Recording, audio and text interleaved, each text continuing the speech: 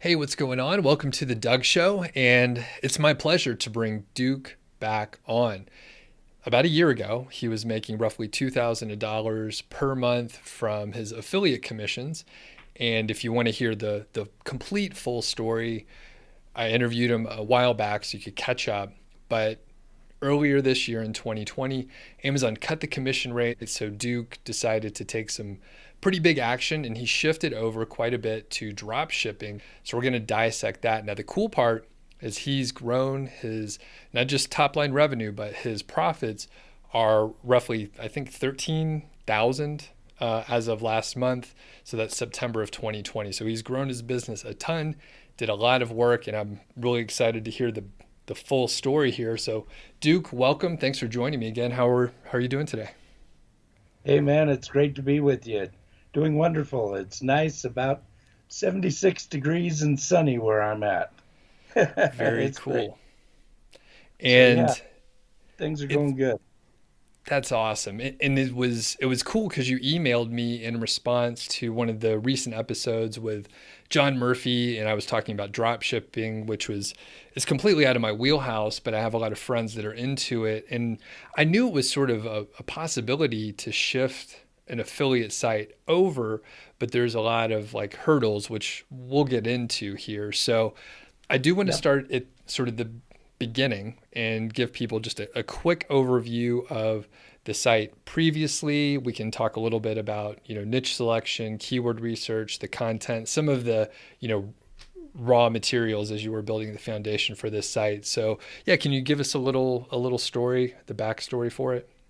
Well, how I got into it, and you know, most people by now know my niche. They've seen me on your show or they've seen me with Human Proof Designs, and they've went and looked me up and figured out what I was doing. So I'm not worried about, people snooping. It started off back 5, 6 years ago, actually, when I was looking to figure out how to live stream my church services for my church.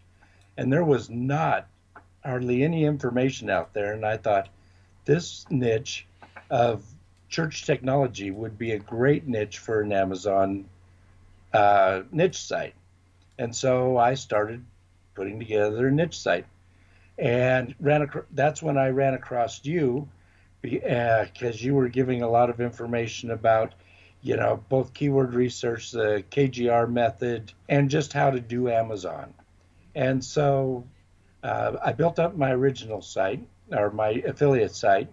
And in fact, right before March, I was up to making almost 5,000 a month off of that affiliate site. Then March came and Amazon decided to give us all a bad haircut.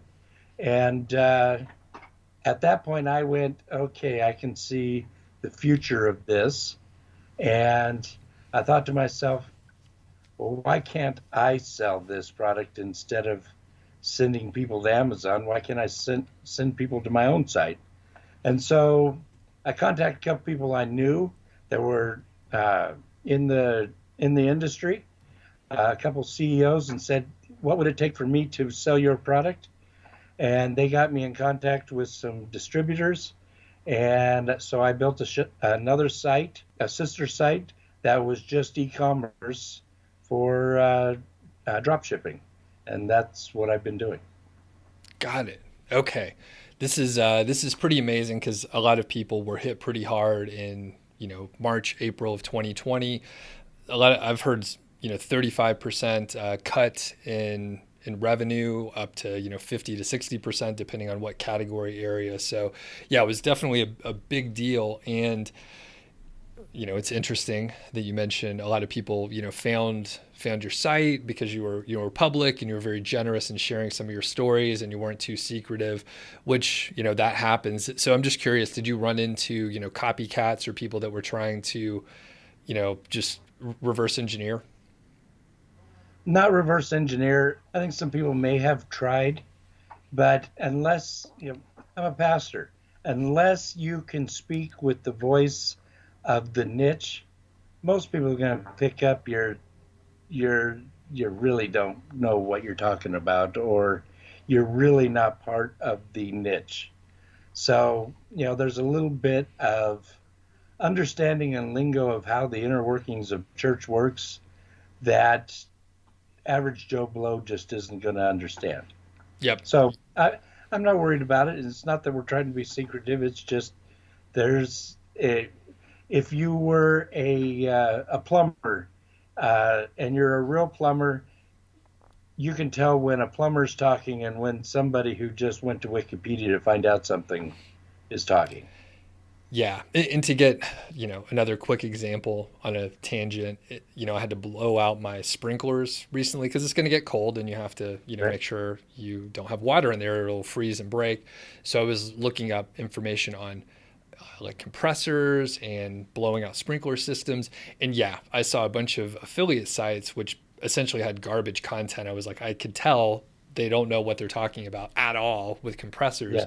And if you read 15 minutes or go down to the hardware store or go down to Ace and talk to people that know what they're talking about, you realize that the vocabulary doesn't match up. They have no clue what you're using a compressor for. So that Right. makes sense. All right. Yeah.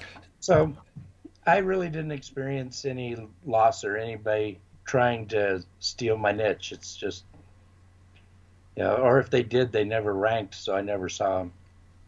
Very well. That's good. I mean, that's what should happen. All right. So let's Yeah. let's rewind just a bit, just to the the original site, and you mentioned some keyword research. So can you just give us like a quick overview? Were you going after just a bunch of keywords? Did you kind of narrow it down to just low competition and then build up from there? What was the overall approach? Well, at first, before I ran into you and what you taught, I just went with, your typical keyword research of, okay, it has so many searches, let's go after that, not knowing whether, not really doing enough background to whether it's high competition, low competition, or whatever. Scored a few successes that way, but then uh, when I learned the KGR method, uh, that's what, excuse me, that's when it took off. And so one year I published over 500 articles on the site. Um, all of them were KGR. And they were either reviews, uh, for instance, a Canon HF R800 camcorder review. Uh, and so they were product name review or best X for Y within the in the niche. And so, uh, I saw a video recently of a priest that was using a squirt gun to baptize kids, and because of COVID, and so a squirt gun for baptizing kids, in church, that type of thing. Okay, gotcha. And were you writing most of the content, or did you outsource some of it?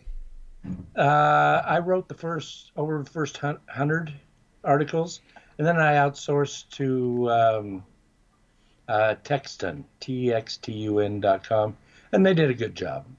Okay, So, and for most of them, best X for Y or a product review, I can throw in a few little pieces here or there that makes it relevant to my niche, and it's fine. got it. Okay. And you mentioned you wrote the first 100, which is quite a bit. And if I remember right, you have a writing background, and did you work for a newspaper at some point? Is that right? I have written for newspapers, from my job as a pastor, I'll do a weekly column in the local newspaper. And I also had a blog that had over 500 articles that I'd written just on Christianity and my perspectives and on different topics. Very So, cool. Okay, cool. So you're not afraid of getting behind the keyboard and writing. And I actually, this is kind of interesting. A lot, my audience is pretty diverse from all over the world. And I will tell you, you're an older demographic. I could tell. I don't know how old you are, yep, but you look older than me. 57. All right. Hoorah. it's a young 57, but I was going to say, you are getting into some technical areas, you're building multiple websites. We're actually going to talk about some of the tech stack that you're using now and some of the selections that you made, but did you always have a knack, or are you particularly stubborn and able to work through the issues, or why are you able to do this? Both. uh, I have always been a computer geek. I owned the first was it Commodore? It was the first Commodore computer that came out on the open market, the Commodore 64. You know, in fact, this one didn't even have a real keyboard. It had a touchpad keyboard. It was that old. Wow. You had to go press down little buttons like you would on a phone, actually. Okay. And so it wasn't a regular keyboard. So I have always been a computer geek. And so I, all the way up, and when the internet started, I was right there when it first started and everything else. But I never actually did anything other than play games and do word processing and that kind of stuff. I was never on the web, building things on the web. It wasn't until 2011 that I actually built my first website. It was an ugly blog on Blogspot. Trying to think of what blogger. It was an ugly blogger blog, and that got me started, but it didn't last long. And then I switched over to WordPress, and then I've been WordPress ever since until I did this e-commerce. Then I had to learn another new one. Okay. Awesome. And I can't wait to shift to that. I don't want to forget link building. So I'm a person who I encourage people to go out and promote your site, get out there, pay on the payment, all that kind of stuff. Did you do any link building with this site, just at any point in time? Yeah. I did Haro, help a reporter out. Got some great links out of Haro. I don't know, probably 15, maybe 20 links before I stopped and got distracted with something else. But I did that. I did some guest posts, and then I started getting picked up because I was already ranking for the long tail. I started getting picked up by other technology websites that, in fact, I got one that even now syndicates my stuff, and it's DA70, and I get DA70 backlinks from them. Do follow DA70 backlinks from them all the time. Wow. I guess they realize that, you know, it's a huge interest for the people that are trying to solve that problem, and it's a Mm-hmm. big deal right now. So, yeah, actually, that's amazing. I haven't heard of that, but that's pretty Yeah. cool. Yeah, they contacted me and said, "Would you mind?" I said, "Would I mind?" That's amazing. So they do every article that you put out, or just a select set? They pick and choose. They pick and choose, but there's like 500 of them there, and they've been doing it now for mm, almost a year, I guess. About Wow. once a week, once every 2 weeks, they'll syndicate something off of my website. So that's another point in your favor where, even if there were copycats or people that are trying to interfere with what you're doing, you have such a head start and you're a member of the community. It's kind of hard to compete with you. Yeah. So, all Yeah. right. So we are in sort of I mean, we will rewind. Let's rewind to around the March timeframe. So you're making about 5,000 Yep. per month, and you know Yep. changes are coming. So when you took the hit, was it like 50%? And when did you start to shift? Well, it didn't hit at once. It wasn't like, you know, one day I was making this, next day I was making this. Instead, it it just started slowly tanking down. And I'm not sure why that was. Maybe there was a lot of backlog that was at the previous commission rate. But I noticed that, oh, this is going to get uglier than I thought it was going to get, probably within 3 to 4 weeks. Okay. And so at that point, I went, okay, time to decide how to counter this. And I just recently been noticing, I've been looking at my monthly figures from Amazon and how much dollar amount of sales I was sending to Amazon. And it was between 150 and $200,000 worth of sales I was sending to Amazon. And I thought, that's a lot of money. Why don't I see about if I can't take some of that from them and send it my direction? Yeah. When I look at those reports, I get the same feeling, especially historically, where you look back and you're like, how many millions of dollars have I referred over? That is, mind blowing. So, Yeah. did you have any other ideas before, you actually did some drop shipping and decided to sell your products? Yeah, were there any other possibilities that you thought, hey, maybe I could try this?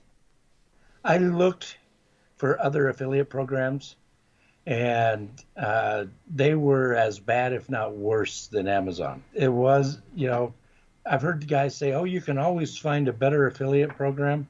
I couldn't find. The best I found was in the musical instrument niche, which churches use sound systems and that kind of stuff.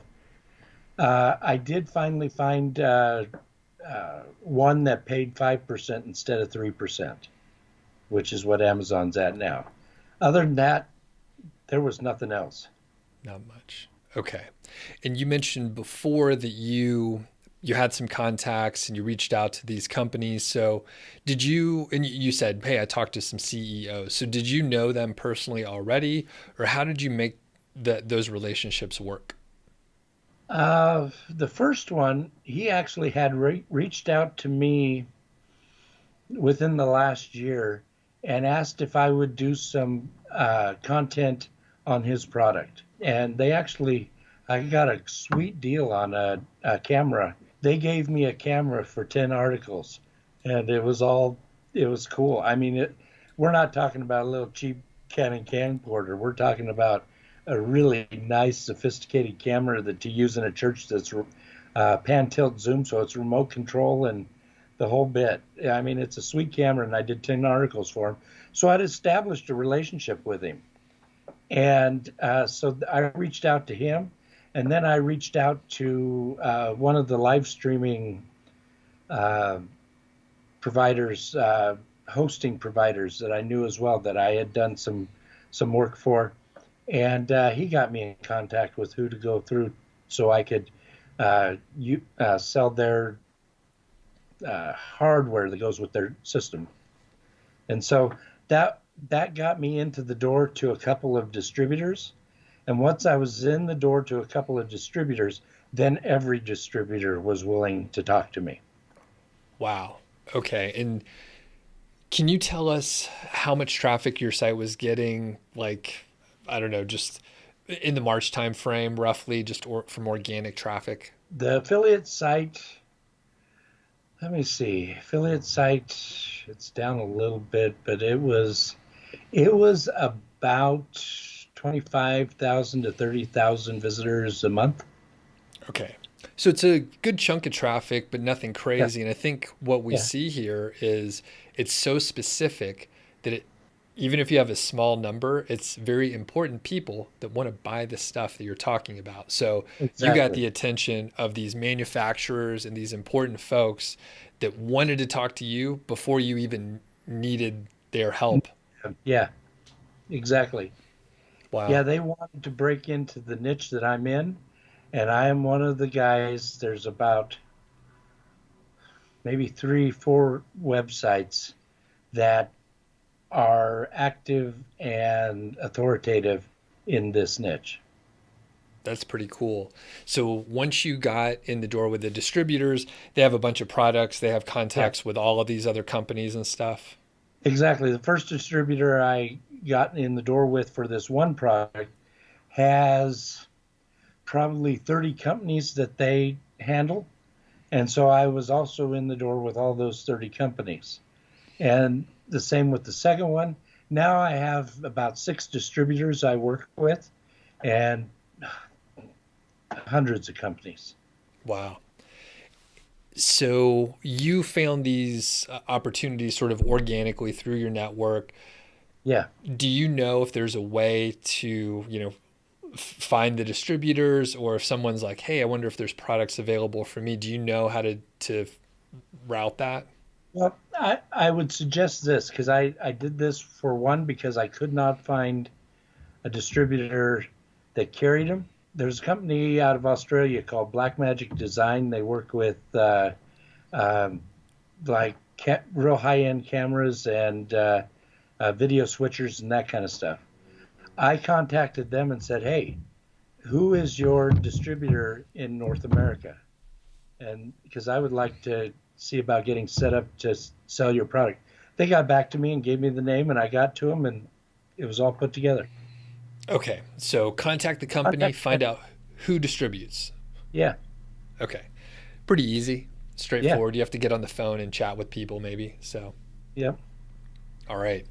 So, and you've alluded to this a couple of times. You have your affiliate site where you still make affiliate sales. You're probably still yep, making some from Amazon. There's traffic there, great.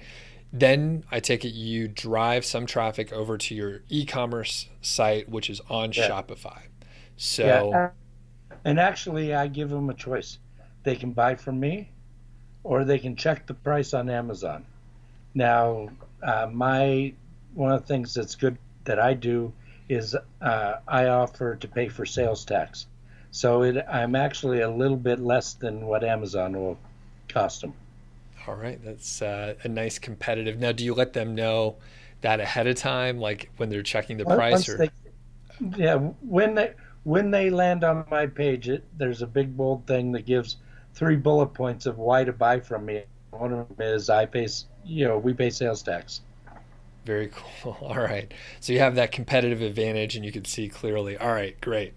Yeah, So with the Shopify store, do I have it right? So you can route people yeah, to Amazon or over to Shopify. Okay. So at yeah. this point, let's talk about Shopify. I know it's an e-commerce platform, but can you give us sort of a rundown for people that have like no idea why you would do that? Well, I there was two options that I saw were viable for me. It's either WooCommerce and put the store on the same site that I had uh, my affiliate site on, or go with Shopify. I chose to go with Shopify because, well, first of all, I have played with WooCommerce in the past, and it's buggy. To me, at least, it gets buggy, and I don't want the bugs. I don't want the headache of trying to figure out which plugins is conflicting with WooCommerce. Uh, Secondly, Shopify has all their own payment processors and stuff, so I don't have to get set up with Stripe or one of the other folks. It's all right there with Shopify, and it's all seamless, and it all works good. So I chose Shopify, and the fact that most drop shippers use Shopify, and it's kind of like, okay, I'm not going to try to reinvent the wheel. I'm just going to do what others seem to be having success with. Okay. So it's a little bit expensive. Well, not really in the larger picture. I think I pay 50 or $60 a month for the hosting and using the Shopify platform, and another $30 in apps, which is the same as plugins with WordPress. And so I pay $82 or something a month total to Shopify. Yeah, that's really pennies for the amount of top line revenue, which I can't remember if I asked you that yet, but your top line revenue is what? Let me look here real quick so I can give you an exact number. All right. But last month, I had $61,423 in sales on my site there on Shopify. Congratulations. Is that the highest that you've reached, or That's the highest I've reached so far, but I built the site in April.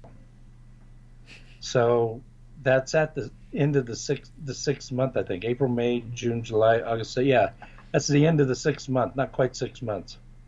that's awesome.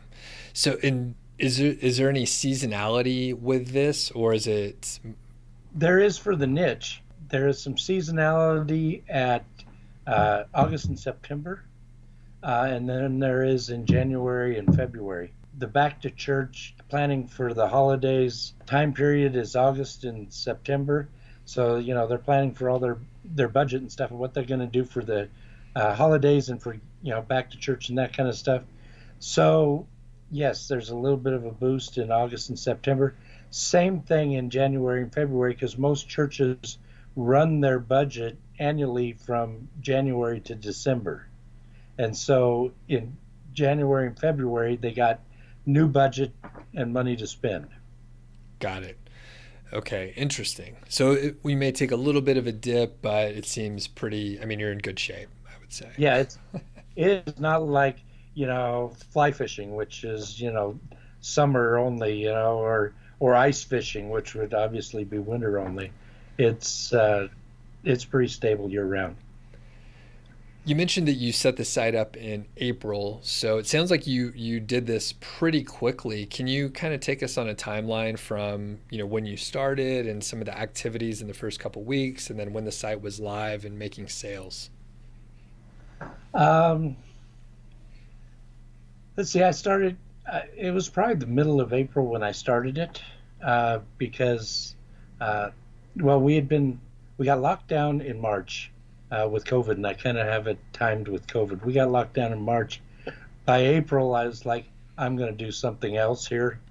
And so, middle of April, I bought the domain name. Shopify had a deal where you could uh, use their service for 3 months free. So I grabbed that deal because it was a COVID-19 deal thing. And I spent, I don't know, probably a week to 10 days both trying out different themes and then finally deciding which theme I wanted to use. And excuse me, I ended up paying for a premium theme, which, just like WordPress, I don't normally go with generic themes. And so it was probably all set up by the end of April, and I think I made my first sale within a week going live. And it was tough because there, COVID shut down almost everything, and it shut down supply chains. I had churches knocking down my door. I mean, seriously, Doug, if I could have gotten certain equipment, I could retire and do beach ministry in Tahiti. I mean, they were just knocking down my doors, and I couldn't get the product because it was all it was all gone, and there was nothing coming in because everything was shut down from China. It wasn't that all these were Chinese companies, but the parts, the lenses, and the computer chips and stuff, they come from China. And all the flights from China got shut down, and so the whole supply chain dried up. So I had to sell people on it waiting, and some people had to wait 2 months to get their products. It was crazy. Wow. That is, yeah, it's pretty amazing. Yeah. So, in fact, just at the end of September, I finally got all my back orders filled. Is all the traffic coming organically, either from referrals or directly to your site? Yeah. Well, with a caveat, probably 20% come from my site. Another 30% come from Google Organic. And then Google has it set up now, and as long as it's free, I'll use it. Google Shopping ads are free. And so I have that set up to where they pull all the information from my, from each page. They crawl it and pull it, and they put it up in that little scrolling window thing they have at the top, Google Shopping, and I get traffic from that. Okay, so that's about That's 50. free. Okay, So it's not paid advertising. got it. And that's about 50% is coming through Google Shopping, the free Yeah. ads that are up there. Okay, so I guess it's only a matter of time before they start charging, is my guess, right? Well, they used to charge and then they made it free, so I'm not sure why they did that. Huh? Aren't they getting sued by like the some Yeah, department of whatever right now? yep, Department of Justice just launched an antitrust lawsuit against them. Okay. Couldn't happen As to nicer folks. Yeah, right. Yeah, they're always looking out for us. Okay, maybe it's just like a sign. They're like, "Hey, look, we're giving free ads for some people," you know. I don't know. Yeah, but Okay. that could be. That could be why. Interesting. Well, this is very cool. And again, you and I are coming at it from a different angle in that if you take a drop shipping course, most of the time they're telling you, hey, run ads on Google AdWords or on Facebook or somewhere else. And if you know how, this has always been my contention, like if you know how to get the organic traffic, you could do some interesting things if you go to another area like drop shipping where they Hmm. typically use a different traffic source. So your margins are, higher than they would be just in Yeah, general. absolutely. Now, Shopify does have a blog section, and I have done like 10 blog posts on that section. And so on some of the top keywords now, I rank in two spots. I rank with my affiliate site, and I rank with the Shopify site. That's cool. And I know it sounded like you listened to the interview with John Murphy because you emailed me, but he's trying to do exactly what you're talking about, either, having his own affiliate site where he's ranking and he has more real estate, or he'll have affiliates that also, send him send him sales and traffic and all that stuff. So very interesting. Now, from a logistical standpoint, how many products are you carrying? How do you decide what to carry? How did you tackle that? Well, right now I have about 500 products on the site. I could have 50,000 if I wanted to. Uh, but, I'm one guy and keep track of all that stuff. You know, I'm 57. I'm getting a little bit of old timers disease. It's a little tougher to keep track of things. I have 400 to 500 things on the site. My niche, right now I've focused on live streaming, video production, and on sound equipment. Eventually, I will. I have a little bit of projectors and stuff that are on there for display. Eventually, I will get into a little bit more, maybe a little bit more technical projectors, and maybe I would like to find. I've been looking for it, haven't been able to find it. Those that would provide hearing impaired assisted living or assisted hearing equipment and that kind of stuff. So I'm just sticking within my niche, but there is a lot of product within my niche. There's a couple hundred camera companies that I can go with just alone for cameras. Wow. When are you publishing like new content on the either blog just on an ongoing basis here? Off and on. When I get around to doing keyword research, I'll research 10. I'll find 10 keywords. I'll send it off to Texton to write them, and then I'll publish them. I'm not very, to be very honest, I'm not very methodical about it. Once every 2 months, I'll publish another 10 articles or so, and just blast them out, and then let it sit again, and do it that way. It's probably not helping me, but so far I'm not seeing a lot of hurt from it. Okay. And as far as, you said you had 500 products. Are you actively adding more as you see opportunities, or is it like sort of steady state right now? Well, I've gotten a little lazy right now, but I will get back at it. Just had to take some time away from Sure. being so intense on it because, starting up something new takes a lot of time, and then after a while you need a break. Anyways, I will add more products, and it's both the adding products is both the expansion of the niche or what you're covering in the niche, and the expansion of getting new suppliers. For instance, recently, the one I told you about that I contacted them and asked, how do I sell your product? I added their product just recently. And so, I got $10,000 cameras on my site now, and all this stuff. And that was added because I got a new source. So it's both a new source and an expansion of what you're covering in the niche. That's amazing. And I sold one of those too. It's amazing. I sold a $10,000 camera online. That is nuts. Yeah, is that the most expensive thing that you've pushed? It's the Yeah. most expensive thing that I've ever sold. Yeah. Wow. Yeah, I wouldn't I would not have imagined. Amazing. Well, have you made any blunders? It sounds like everything's running smooth here, make it sound easy, but yeah, any mistakes along the way here?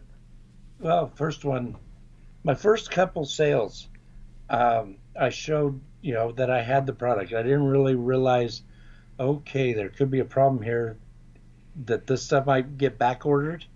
And so I showed them in stock and everything. So people, I thought I was doing great buying them up.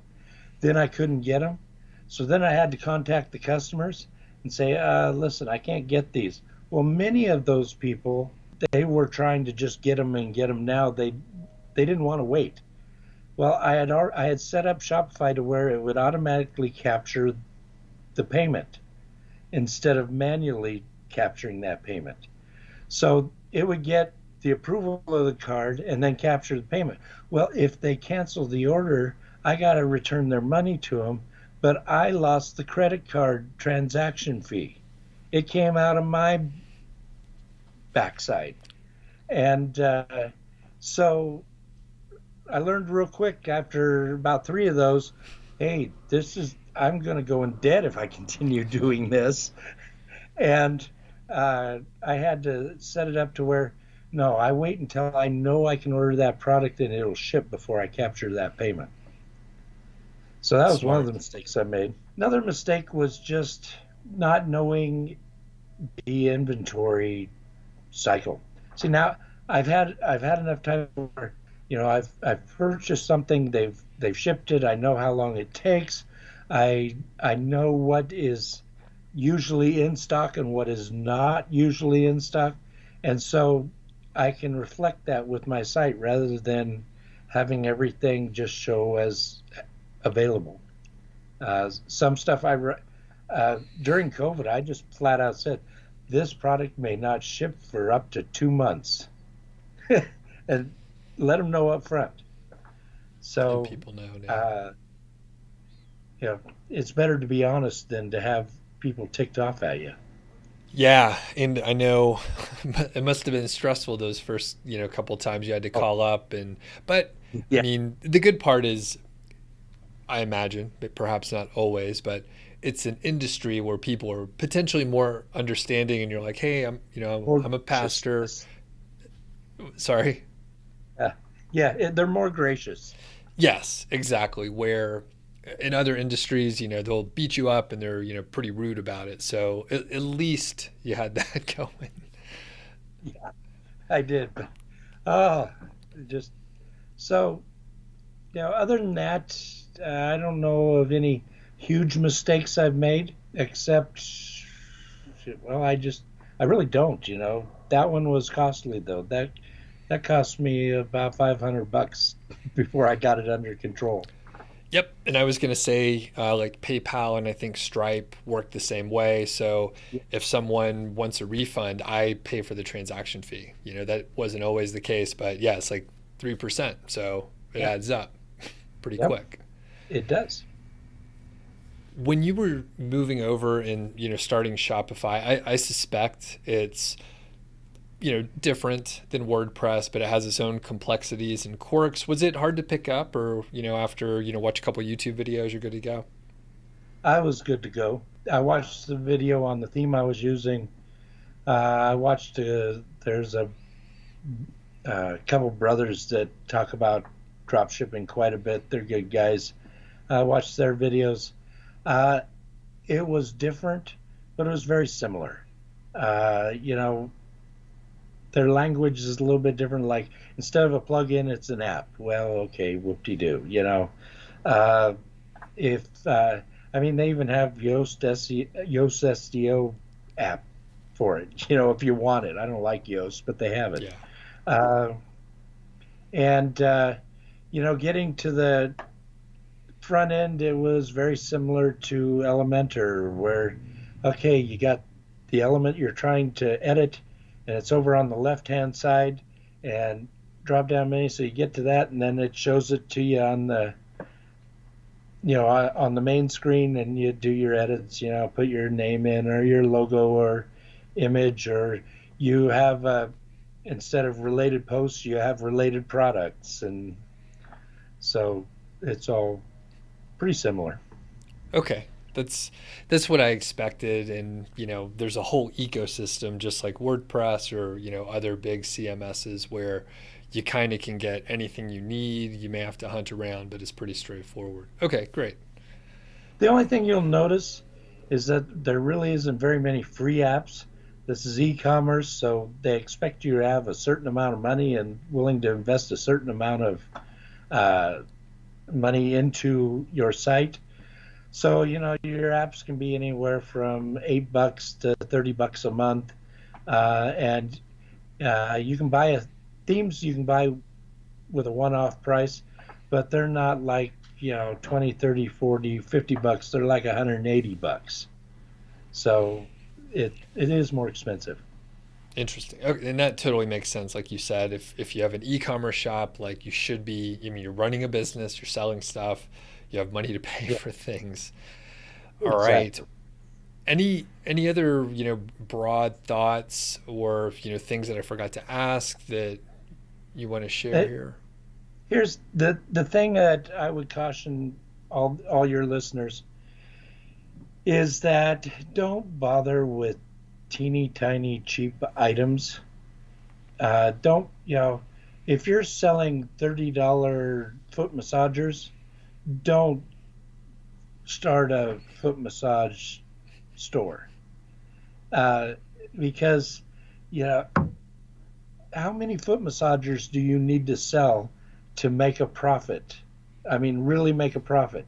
If you pay 20 for it, you got another $2 in operating costs, 22. You make $8. Well, you're going to need to sell 1,000 of them to make any money. Stay with high ticket items, high end items. I do have some accessories that go with the items that are less money, but almost everything I sell is over $500. And like I told you, the one camera is 10,000, 99.95. And so, I only need to sell one of those to make $2,000. So it's not nearly as hard. And I only take 20 minutes to put in an order to make $2,000. How long do you think it would take you to put in orders for 1,000 foot massagers? It'd take you all day. Put in everybody's each individual address and everything else. Oh, it'd drive you nuts. So high end is the way to go. So if you're in, say, the fishing niche, then only carry the top of the line fishing rods and fishing reels. Sell the kayaks, sell the rubber boats, the rubber rafts that are the nice ones, and the top of the line equipment, the fishing sonars, the fish finders, and the technology. Sell the high end stuff. Very good. Great advice. I know that's a trap that people fall into, whether it's affiliate marketing or drop shipping, or maybe they want to sell on Amazon and they're selling, some really cheap item where the volume just doesn't make sense. It will Yeah. never make sense. The math won't work out for you. So, okay, high end, very good. Well, I think that pretty much counts as like your parting advice. But if you have any others, if people are either interested in one getting started, or maybe they're like, hey, I have a site that got hit hard. I'm nervous and I'm not sure if I want to try to move into drop shipping. It sounds more complicated and all that stuff. Any tips for folks like that? Well, it is more complicated. I mean, it is not as passive as affiliate marketing. I probably field 2 or 3 calls a day to my business phone, and but the one today I sent off a quote to It was $9,245 for the equipment they wanted, and that's probably going to come through. So that's a nice chunk of change. uh, Oh yeah. so you're gonna have to field some phone calls. You're gonna have to talk with some distributors, and you're gonna have to do a few extra other things. But in the end, the camera that I first started selling on Amazon, I made a $72 commission on it. When Let me make sure this is right. Yeah, $72 commission on it when the commission structure was how it was prior to March. Now I don't think they dropped cameras, but I don't quite remember. So, and I thought, hey, that's great. $72. All right. I make $400 on the same camera now. What's that worth? Yeah. To you, is it some phone calls? Is it worth a little bit extra work? To me, it was. So, but yes, it is a little bit more complicated. You got to get your sales tax number from the state, and you got to license your business and do those things. But in the end, in my opinion, it's worth it. I'm making 3 times, 4 times the amount that I was. That's awesome. And just a quick note, those hurdles that you just described make it a more secure business because some joker from wherever can't just say, Yes. hey, I think I'm going to do this. It's super easy. You actually had personal relationships. You were in the right place at the right time, and you decided Yep. to take the risk, maybe screw up a little bit, lose a few $100, have to learn some new technology. And it's only 6 months later, and it seems like you're doing pretty well. You seem very relaxed. Oh, yeah. Honestly, if I wanted to retire, and I don't want to retire, still got things I'm doing here on planet Earth. But if I wanted to retire, I could go live anywhere and do this because I'm making enough money now. That's awesome. Yep.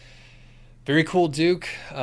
This has been amazing. I think I want to check in with you in a few months and see how things are going, Sure. just to hear what you're doing and working on and how many products you have in the store. So appreciate it, man. We'll talk soon. Uh-huh. Oh, it was great. Thanks, Doug.